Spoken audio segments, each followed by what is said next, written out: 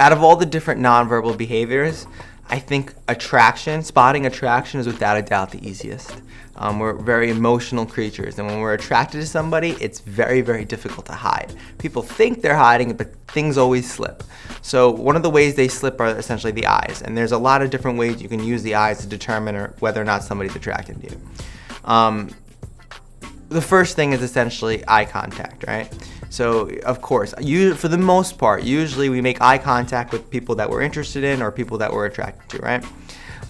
But this is not entirely true. Some people are shy or anxious and they're not going to make eye contact. So what you're looking for, essentially, is a deviation in eye contact. So one of the ways you can use is eye contact, and there's a little trick that's very, very reliable. So what you're going to do is, if you look at somebody in a bar, in a restaurant, on the street, and they break eye contact vertically, so they look down, so you make eye contact with them, and they break eye contact vertically, all right? And then within like 30 seconds, or like 20 to 30 seconds, they reestablish eye contact, approach them, they like you. It's a very, very reliable thing. Essentially what they're doing is, you stare at them, they're submitting to you, and then they take a little second glance to see who you are. It's very, very, very reliable.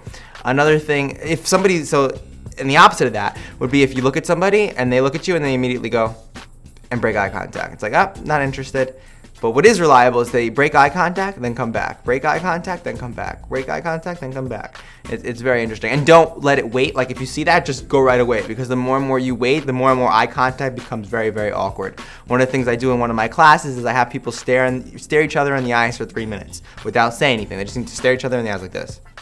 Try that. Go out and try to stare somebody in the eyes for even 90 seconds. I guarantee you can't do it. It's awkward. It's so awkward because humans we're not really, it's a level of intimacy when you stare somebody in the eyes, and it's just so awkward doing it with a stranger. You know, studies will show that if you stare somebody in the eyes for 90 seconds to 3 minutes, all of a sudden you're going to like that person a lot better than everybody else in the room because you kind of shared this emotional connection. So eye contact's important in that respect. The second thing you can look for, essentially, is blink rate. Now, this is really cool. So blink rate's correlated with emotional excitement. So when we're emotionally excited, our blink rate tends to increase, right? So average blink rates tend to be below 20 blinks per minute. So most people, it depends on where you are, but it's really hard to really nail down what the average blink rate is. But in my experience, it seems to be around 10 blinks per minute, right? So whenever you see a sudden spike or a bunch of sudden spikes in somebody's blink rate, it can be an indication of attraction. So in my dating studies, you'd see blink rates through the roof because the person's across the table from you. As an emotional response, you're attracted to them. The third way of kind of using the eyes to determine attraction is dilation. Very interesting. Our eyes dilate when we're attracted to something, right? Go out and find a Maxim magazine or a Playboy magazine or any cover that's predominantly, men focused, and every single woman will have her eyes dilated. You never ever see them constricted.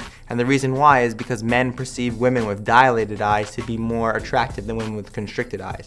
To the point of back in the day, prostitutes used to put a specific toxin in their eyes to make them dilate.